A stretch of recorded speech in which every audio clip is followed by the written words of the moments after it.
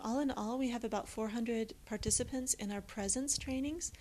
We employ then 3 full-time English teachers. We employ a lot of freelancers, and we have about 100 people in the online learning course. So it's about a good 20-25% of the people who do English are only doing online English.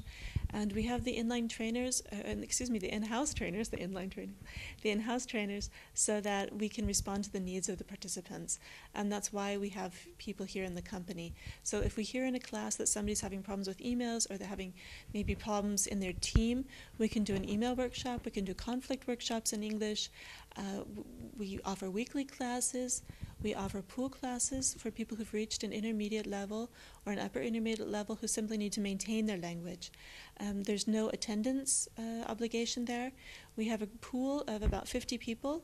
We send out an Outlook invitation, and about the first 12 people who come, 10 to 12 people who accept, are in the class. Okay, and that means that each week we have a different constellation of people, and the aim of the pool, it's basically a conversation class. We want people to maintain their fluency and increase their vocabulary, but the pool class also, because we have different people there every week, it increases the networking effect. The people get to know each other within the company. They find out what's going on within the company, and really that's almost the bigger benefit sometimes rather than the language. And we really try to respond to the needs of the people. And online learning was one of the needs, the flexibility. But as I said, we also do things like the English breakfast that my colleague mentioned. We do an executive English weekend for our managers where we go to Budapest or to Amsterdam, and we do 3 days full immersion English for managers throughout Europe. And so they also get to know their colleagues from Hungary or from France or whatever. That's also an added benefit. We arrange language courses. Basically, I say we do anything but stand on our heads to try and get people to speak English.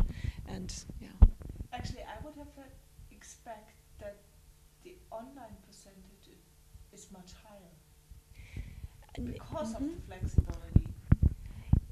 Yes, I mean the flexibility is attractive, but our company culture is that we really value people and we really value relationships, and this face-to-face communication is very much preferred.